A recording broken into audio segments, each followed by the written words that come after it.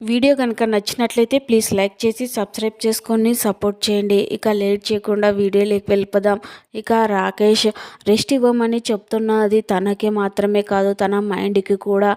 ఏదో పర్మనెంట్గా కాకోకుండా ఏదో కొంచెం డ్రైవింగ్, రీడింగ్ ఇలాంటివి కొంచెం రెస్ట్ తీసుకుంటే తనకు కూడా, తన ఆరోగ్యానికి కూడా చాలా మంచిది కదా అని నా ఉద్దేశం, అంతే అని చెప్పి రాకేష్ జెండే గురించి చెప్తూ ఉంటాడు. ఇక అక్కి, అభయ్ ఇద్దరు కలిసి నువ్వు చెప్తున్నది కరెక్టే రాకేష్, ఆలోచిస్తాం, మాకు సలహా ఇచ్చినందుకు థ్యాంక్ యూ అని చెప్పి అభయ్ చెప్తూ ఉంటాడు. ఇక రాకేష్ అయితే సరే మీరిద్దరూ కంపెనీని హ్యాండ్ ఓవర్ చేసుకొని ఇంకా పైకి ఎదగాలని మనస్ఫూర్తిగా కోరుకుంటూ ఇద్దరికి ఆల్ ద బెస్ట్ చెప్తున్నా అని చెప్పి రాకేష్ చెప్తూ ఉంటే, ఇక అభయ్ అయితే అదేంటి రాకేష్ ఇంత ఈజీగా ఆల్ ద బెస్ట్ చెప్తున్నావేంటి, రేపు నువ్వు ఫంక్షన్కి రావా, అక్కడ జరిగేది చూడవా అని చెప్పి అభయ్ అంటూ ఉంటాడు. ఏమీ అనుకోకు అభయ్, రావట్లేదు, ఎందుకంటే నాకు ఢిల్లీలో ఉన్న బ్రాంచ్కి ట్రాన్స్ఫర్ అయ్యింది. నేను టుమారో అక్కడికి వెళ్ళాలి, అక్కడికి వెళ్ళాలంటే ఏర్పాట్లు చేసుకోవాలి కదా, అందుకే నీ ఫంక్షన్కి రాలేకపోతున్నా, అందుకే ఇప్పుడే చెప్పేస్తున్నా అని చెప్పి రాకేష్ చెప్తూ ఉంటాడు. ఇక అభయ్ అయితే అదేంటి ఇన్ని రోజులు ఇక్కడే ఉన్నావు కదా, ఇప్పుడు అక్కడికి ఎందుకు వెళ్తున్నావు అని చెప్పి అభయ్ అడుగుతూ ఉంటాడు. ఇక రాకేష్ నువ్వు వచ్చావని ఇన్ని రోజులు లీవ్ పెట్టాను, కానీ ఇప్పుడు కుదరదు కదా, అందుకే అక్కడికి వెళ్ళాలనుకుంటున్నా అని చెప్పి చెప్తూ ఉంటాడు. ఇక అభయ్ అయితే అదేంటి ఇక్కడే ఆ జీతం, ఇక్కడే ఆ ఉద్యోగం చేసుకోవచ్చు కదా అని చెప్పి అడుగుతూ ఉంటే, ఇక రాకేష్ అయితే లేదు అభయ్, అది మంచి ప్యాకేజ్, మంచి జీతం, ఫ్యూచర్లో స్థిరపడాలి అంటే మంచిగా పని చేయాలి కదా, జాబ్ చేసుకోవాలి కదా, మీలాగా మాకు సొంత కంపెనీలు కూడా లేవు కదా అబ్బాయి అని చెప్పి రాకేష్ అంటూ ఉంటే, ఇక అబ్బాయి కూడా అది విని ఆలోచిస్తూ నువ్వు ఎక్కడికి వెళ్ళాల్సిన అవసరం లేదు, మా కంపెనీలో నువ్వు రేపు జాయిన్ అయ్యి పని చేయొచ్చు, ఆ జీతం కూడా అదేదో ఇక్కడే తీసుకొని పని చేయి రాకేష్, నాతో పాటు బిజినెస్ చేయడం నీకు కూడా ఇష్టమే కదా అని చెప్పి చెప్తూ ఉంటే, ఇక అక్కి అయితే అన్నయ్య ఒక్కసారి ఆలోచించు, ఫ్రెండ్ నిర్ణయం ఏంటో తెలియకుండా నువ్వు ఇలా మాట ఇవ్వడం కరెక్ట్ కాదన్నయ్య అని చెప్పి అక్కి చెప్తూ ఉంటుంది. ఇక అబ్బాయి నేను చేసేది నాకు చెప్పాలా, నువ్వు ఇక సైలెంట్గా ఉండు, నేను చూసుకుంటా అని చెప్పి అబ్బాయి రాకేష్ నేను మాట ఇస్తున్నాను కదా, రేపు నువ్వు వచ్చి కంపెనీలో జాయిన్ అవ్వు అని చెప్పి అబ్బాయి రాకేష్తో చెప్తూ ఉంటాడు. ఇక రాకేష్ అయితే చాలా థ్యాంక్స్ అబ్బాయి అని చెప్పి మనసులో నేను అనుకున్న ప్లాన్లన్నీ సక్సెస్ అవుతున్నాయి, నా నుంచి ఎవరు తప్పించుకోలేరు అని చెప్పి రాకేష్ మనసులో అనుకుంటూ ఉంటాడు. ఇక మరోవైపు ఆర్యవర్ధన్ ఆ ఇంటి ఓనర్ మనల్ని ఇంత మోసం చేస్తాడా, నమ్మించి ఇంత ప్లాన్ చేస్తాడని నేను అనుకోలేదు అని చెప్పి అందరితోనూ మాట్లాడుతూ ఉంటాడు.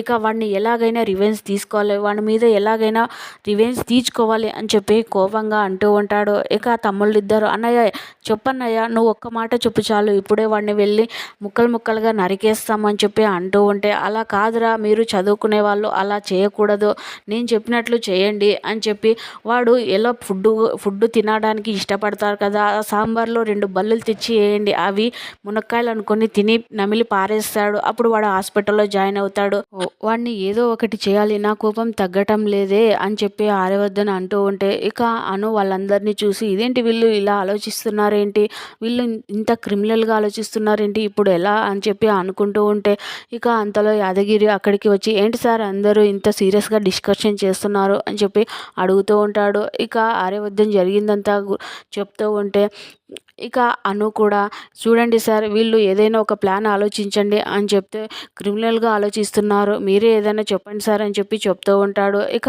ఆర్య చూడండి బాబాయ్, వాడు నా మీద చాలా పగబట్టాడు, నేను కూడా వాడి మీద ప్రతీకారం తీర్చుకోవాలి అని చెప్పి అంటూ ఉంటాడు.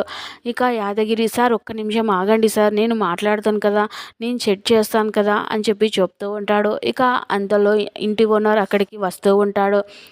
ఆ ఇంటి ఓనర్ని చూసి ఆర్య చాలా కోపంగా రానివ్వు రానివ్వు, వాడి సంగతి నేను చూసుకుంటాను కదా అని చెప్పి చెప్తూ ఉంటాడు. ఇక ఇంటి ఓనర్ దగ్గరికి వచ్చి ఏంటి శంకర్ ఇల్లు ఖాళీ చేస్తున్నారా లేదా అని చెప్పి అంటూ ఉంటే, చేస్తున్నామండి, మాకు కొంచెం టైం కావాలి కదా, మీరు ఇలా తొందర పెడితే ఎలా అని చెప్పి అంటూ ఉంటాడు.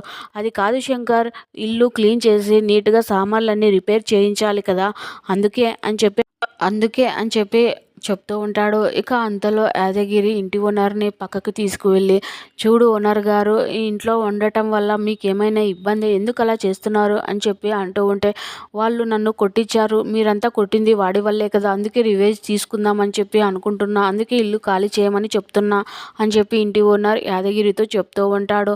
ఇక యాదగిరి రివెంజ్ తీసుకోవడం అంటే ఇలా కాదు. వాళ్ళు ఇక్కడే ఉండి మన కళ్ళ ముందే ఉంటారు కాబట్టి, వాళ్ళే వీళ్ళకి గొడవలు అయ్యి జరిగి వాళ్ళే ఇక్కడి నుంచి వెళ్ళిపోయేలా నేను చేస్తాను కదా అని చెప్పి యాదగిరి ఇంటి ఓనర్కి చెప్తూ ఉంటాడు.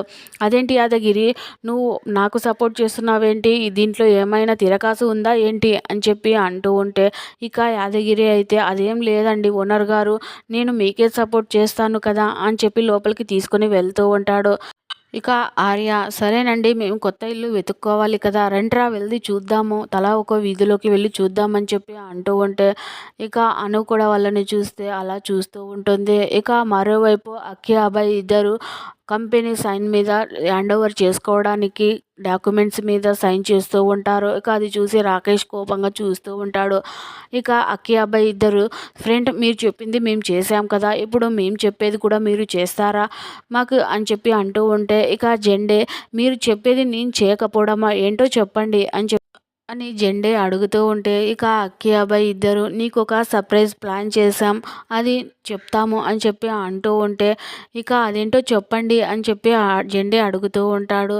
"ఏం లేదు, అది మేము రేపు రివీల్ చేస్తాం ఫ్రెండ్, అంతవరకు కొంచెం ఓపిక పట్టండి" అని చెప్పి, "అయినా ఈ ఐడియా ఇచ్చింది రాకేషే" అని చెప్పి ఇద్దరు చెప్తూ ఉంటాడు. "ఈ ఐడియా ఇచ్చింది రాకేషా? ఓహో, ఏదో దీంట్లో తిరకాసు ఉంటుంది. రాకేష్ ఐడియా ఇచ్చాడంటే ఏదో ముడిపడే ఉంటుంది. అది ఏంటో తెలుసుకోవాలి" అని చెప్పి జెండే మనసులో అనుకుంటూ ఉంటాడు. "సరే, మళ్ళీ రేపు కలుద్దాంలేండి. నేను ఇచ్చే సర్ప్రైజ్ మీరు చూసుకోండి, మీరిచ్చే సర్ప్రైజ్ నేను చూసుకుంటా" అని చెప్పి జెండే అక్కడి నుంచి వెళ్ళిపోతూ ఉంటాడు. ఇక మరోవైపు ఆర్య అను దగ్గరికి వచ్చి, "వెళ్ళొస్తామండి గౌరీ గారు. మీరేమో ఇక్కడే ఉంటారు కదా! మేమే కదా బయటకు వెళ్ళి ఇల్లు ఎతుక్కోవాలి. రండ్రా, మనకు తప్పింది కాదు కదా! రండి వెళ్దాం" అని చెప్పి అంటూ ఉంటే, ఇక అను, "ఒక్క నిమిషం ఆగండి" అని చెప్పి అంటూ ఉంటుంది. "నన్ను ఆపకండి, ఎందుకు ఆపుతున్నారు" అని చెప్పి అంటూ ఉంటే, ఇక ఇద్దరు కలిసి, మనల్ని వీళ్ళు చాలా మిస్ అవుతున్నారేమో అన్నయ్య, అందుకే ఆగమంటున్నారు" అని చెప్పి తమ్ముళ్ళు ఇద్దరు చెప్తూ ఉంటాడు.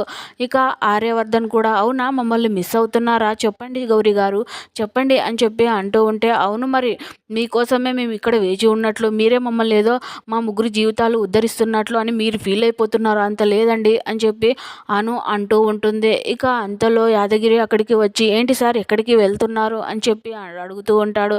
ఇక ఆర్య, "ఏంటి బాబాయ్ అలా అంటున్నావు, నిన్న ఇంటి ఓనర్ వచ్చి అంత గొడవ చేశాడు కదా, అందుకే మేము బయటకు వెళ్ళి ఇల్లు ఎత్తుక్కోవాలి కదా" అని చెప్పి అంటూ ఉంటాడు.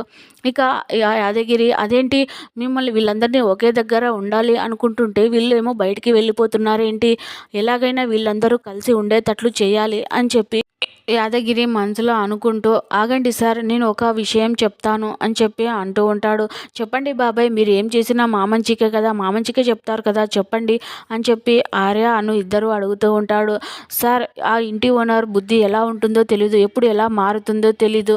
అందుకే మీరు ఇక్కడే ఈ చుట్టుపక్కలే ఉన్నారంటే, మీరు ఆ ఇల్లు రిపేర్ అవ్వగానే మీరు ఆ ఇంట్లోకి వెళ్ళొచ్చు, అంతవరకు ఈ చుట్టుపక్కలే ఇక్కడే ఉండొచ్చు కదా" అని చెప్పి యాదగిరి చెప్తూ ఉంటాడు. ఇక అంతలో, "అదేంటి బాబాయ్, ఈ చుట్టుపక్కల అంటే మా ఇంట్లోనే ఉండమంటారా ఏంటి" అని చెప్పి అంటూ ఉంటే, ఇక ఆర్య, యాదగిరి తమ్ముళ్ళందరూ అను వైపు అలా చూస్తూ ఉంటారు. ఇక అను అయితే, "ఇదేంటి నా పక్క ఇలా చూస్తున్నారేంటి" అని చెప్పి అనుకుంటూ ఉంటుంది.